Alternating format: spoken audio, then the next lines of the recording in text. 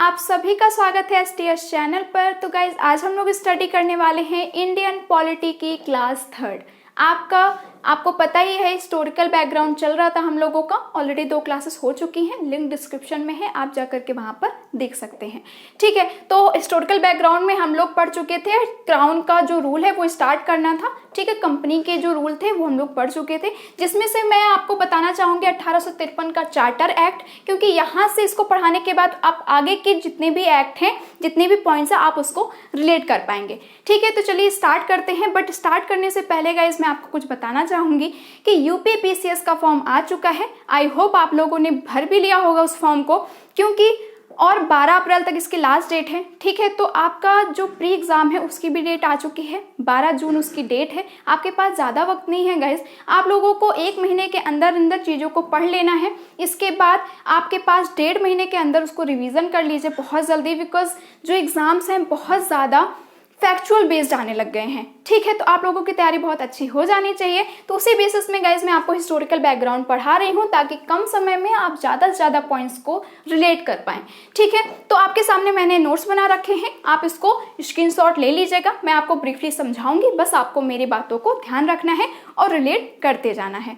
ठीक है, तो चलिए स्टार्ट कर लेते हैं। 1853 का जो चार्टर अधिनियम आया, ठीक है, उसमें ये मैंने आपको पहले भी बताया, फिर से थोड़ा सा रिलेट कर दूं कि जो प्रशासनिक और राजनीतिक कार्य थे इनको जब अलग अलग किया गया, तो प्रशासन करने के लिए जो रूल रेगुलेशन बनाने के लिए लेजिस्लेटिव बॉडी को बनाया गया, और उस रूल को एग्जीक्यूट करने के लिए एग्जीक्यूटिव बॉडी को बनाया गया। ठीक है, तो जो लेजिस्लेटिव बॉडी थी उसको नाम दिया गया केंद्रीय विधान परिषद।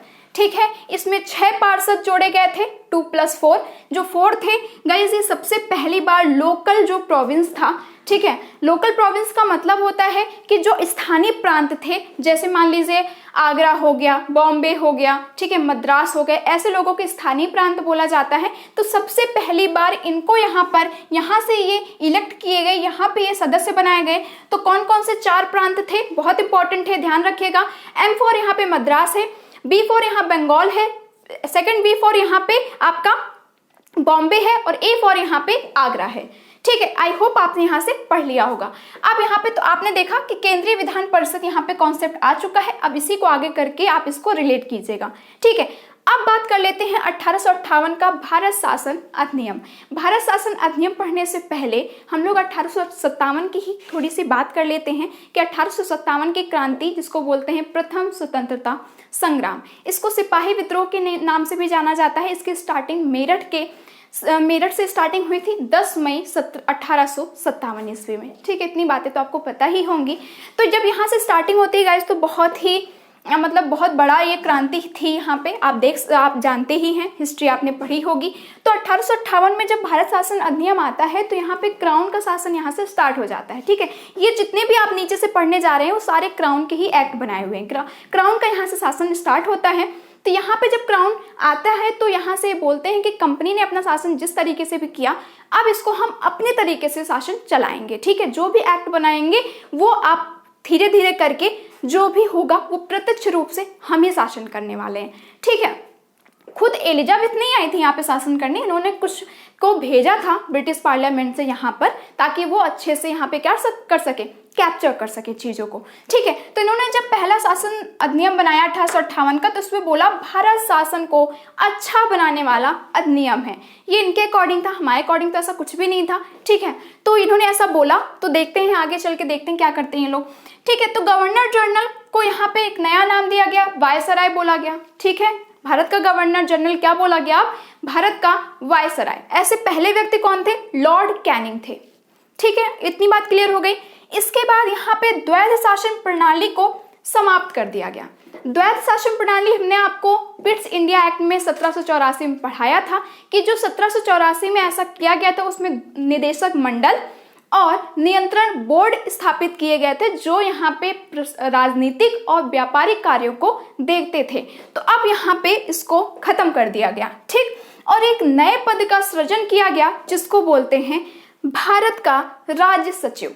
ठीक है, एक सेक्रेटरी बना दिया गया, जो अब पूरी तरह भारत के प्रशासन को देखेगा। ठीक है, और जा करके ये ब्रिटिश संसद के प्रति उत्तरदायी भी होगा। मतलब यहाँ पे ये है कि जो भी काम यहाँ पे देखे जाएंगे वो सेक्रेटरी के अंडर में होंगे, और यहाँ पे जो भी रूल्स रेगुलेशन बनाए जाएंगे वो कौन बनाएगा, ब्रिटिश पार्लियामेंट बनाएगी, और यहाँ पे जो भी काम होगा वो इसके प्रति क्या होगा, उत्तरदायी होगा। उसकी सहायता के लिए 15 सदस्यीय परिषद का भी गठन किया गया था। ठीक है, इतनी बात यहाँ से क्लियर हो गई। ये राज्य सचिव बहुत इंपॉर्टेंट है गाइस, ये अभी आप जितने भी आगे चल के रूल्स पढ़ेंगे, एक्ट पढ़ेंगे, इसमें इसका भी जिक्र है। ठीक है, तो इसको भूलिएगा नहीं, इसको याद रखिएगा। 1858 के ही तहत इसका गठन हुआ था। इसके बाद अब बात कर लेते हैं 1861 का भारत परिषद अधिनियम, इंडियन काउंसिल एक्ट। ठीक है, ये बहुत ज़्यादा इंपॉर्टेंट है गाइस। अब हम लोग पढ़ते हैं ऐसा इंपॉर्टेंट ऐसा क्या है, इसके बहुत सारे पॉइंट्स हैं, मैं एक एक करके आपको बता रही हूँ और आप इसको रिलेट करते चलिएगा। देखिए, ये ऐसा सबसे पहला अधिनियम था जिसमें ये बताया गया कि भारतीयों को भी अब इसमें इन्वॉल्व कर लेना चाहिए। ठीक है, इनको अब यहाँ से लगने लगा कि भारतीयों को इन्वॉल्व करना ज़रूरी हो गया है ताकि 1857 की प्रक्रिया फिर से ना दोहराई जाए। ठीक है, ऐसा इसलिए इन्होंने ऐसा किया। तो इसके तहत 1862 ईस्वी में वायसराय ने 3 भारतीयों को गैर सरकारी सदस्यों के रूप में नॉमिनेट भी कर दिया। ठीक है, ध्यान रखिएगा, ये जो यहाँ पे भारतीयों को इन्वॉल्व किया गया था वो सिर्फ और सिर्फ लेजिस्लेटिव बॉडी में ही किया गया था। कहने का मतलब ये है कि ये सिर्फ अब रूल्स ही बनाएंगे, मतलब एग्जीक्यूट करने का काम तो अभी भी ब्रिटिशर्स ही करेंगे। ठीक है, ये सिर्फ और सिर्फ रूल बनाने का काम करेंगे। और एक बात, 3 भारतीय थे तो 3 भारतीयों से तो कुछ होना नहीं था, क्योंकि बहुत सारे ऐसे ब्रिटिशर्स थे और सिर्फ 3 भारतीय थे। तो आपको ये बात पता ही होगी, जिसकी बहुमत होती है, जिसकी बहुमत की सरकार होती है, उसी की बात माननी पड़ती है। ठीक है, तो उसीलिए ध्यान रखिएगा कि यहाँ पे सिर्फ 3 भारतीय थे जिनको गैर सरकारी सदस्य बनाया गया था। गैर सरकारी का मतलब होता है नॉन ऑफिशियल।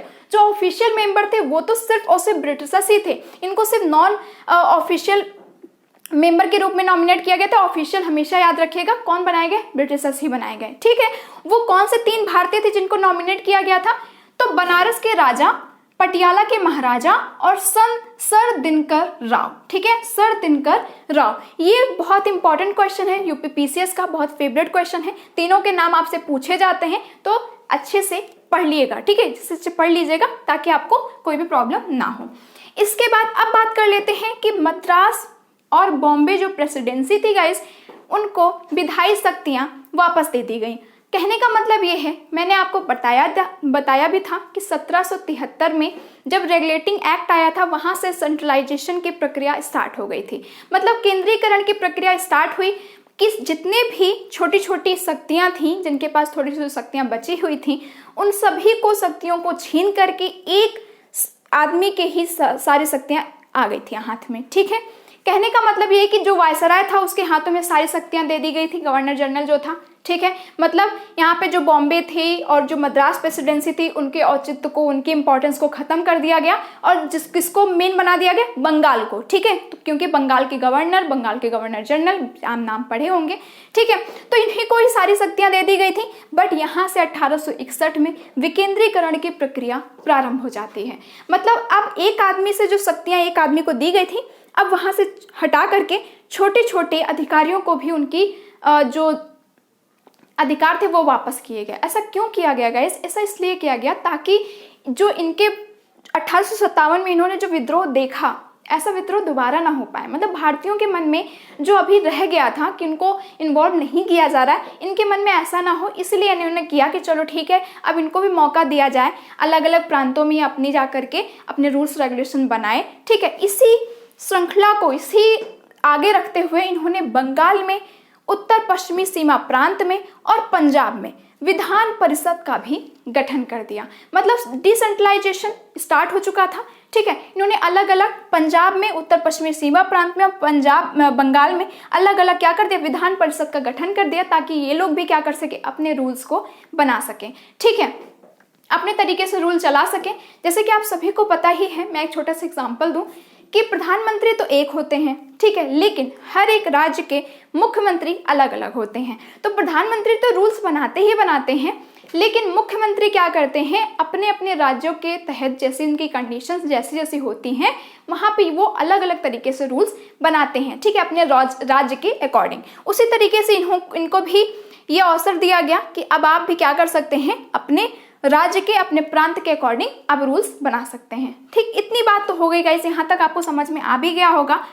अब बात कर लेते हैं 1859 में पोर्टफोलियो प्रणाली।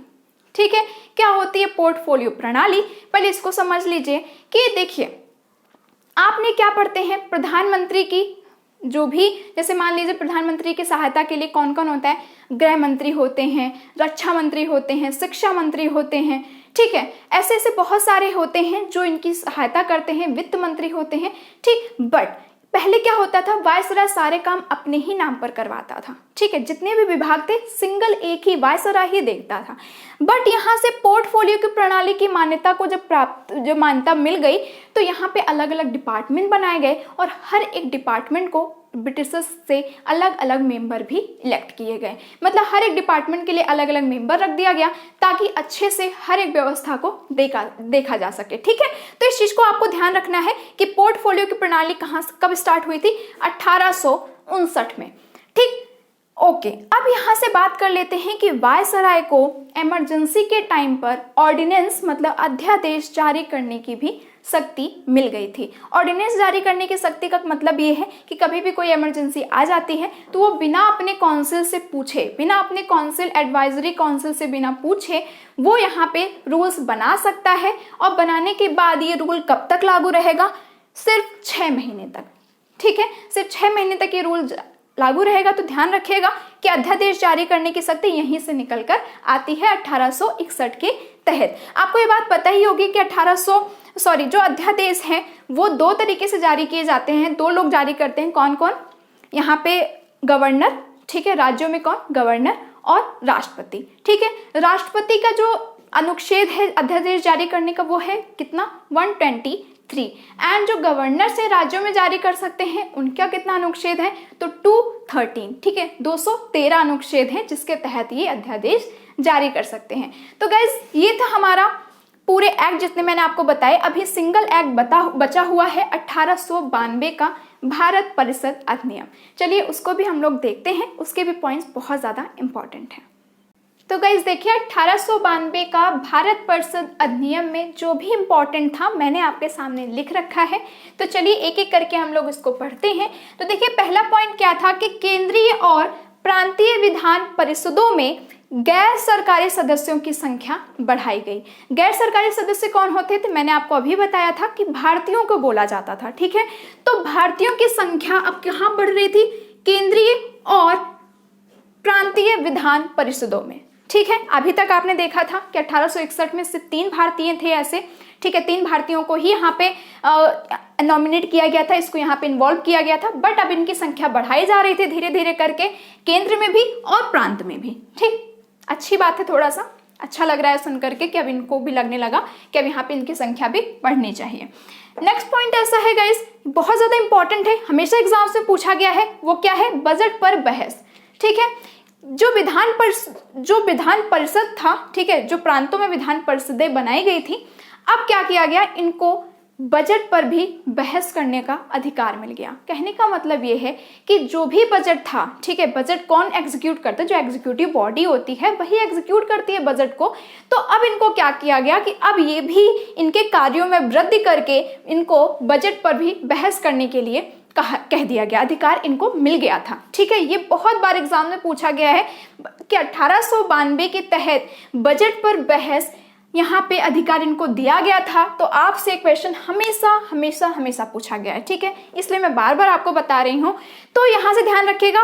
और इनको कार्यपालिका से भी प्रश्न पूछने का अधिकार मिल गया। कहने का मतलब यह है कि अब एग्जीक्यूटिव बॉडी को भी यहाँ पे आंसर्स देने पड़ेंगे और इनको सब कुछ बताना पड़ेगा कि आपने जो रूल्स रेगुलेशन बनाए थे उसको हमने किस तरीके से एग्जीक्यूट किया है।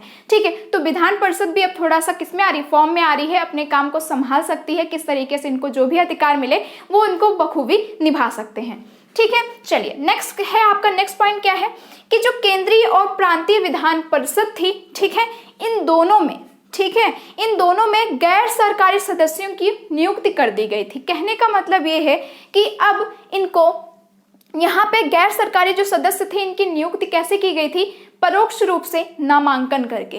क्या होता है परोक्ष रूप से नामांकन, कहने का मतलब ये है रिकमेंडेशंस। ठीक है, जैसे मैंने कह दिया कि इस पद पर इस व्यक्ति को नॉमिनेट करना या फिर नियुक्त करना बहुत ज़्यादा अच्छा रहेगा क्योंकि ये बहुत अच्छे से काम कर सकता है। ठीक, मैंने ऐसे ऐसे बोल दिया तो भारत को लगने लगा हाँ अच्छा ठीक है इसने ऐसा बोला है तो इसका मतलब ये सही होगा। ठीक है, इस तरीके से रिकमेंडेशंस होती हैं। जैसे बहुत सारे लोग थे जो अपने चहीते थे या फिर इनको लगता था कि बड़े पद पे चला जाएगा तो हमारा कुछ फायदा होगा, ऐसे कुछ चलता रहता था। राजनीति थी, आपको पता ही था, ब्रिटिशर्स थे, इनका कुछ भी नहीं कहा जा सकता। तो इन्होंने रिकमेंडेशन के तहत यहाँ पे क्या करने लग गए थे, ये भारतीयों को नियुक्त करने लग गए थे। किससे? परोक्ष रूप से। तो यहां से निकल कर आता है परोक्ष रूप से नामांकन की प्रक्रिया। ठीक है, प्रत्यक्ष रूप से अभी नहीं हुआ है गाइस। अब हम लोग यहाँ पे वोटिंग वाला सिस्टम नहीं हुआ है। वोटिंग वाला सिस्टम जो आएगा मैं आपको नेक्स्ट एक्ट में पढ़ाऊंगी। तो चलिए यहाँ तक था गाइस 1892 का भारत परिषद अधिनियम। ठीक है, इसके बाद हम लोग पढ़ेंगे 20वीं शताब्दी में जितने भी एक्ट बनाए गए थे उसके बारे में, जो हमारे एग्जाम पर्सपेक्टिव से बहुत ज़्यादा इंपॉर्टेंट होगा। तो मिलते हैं उस टॉपिक के साथ, तब तक के लिए थैंक यू सो मच।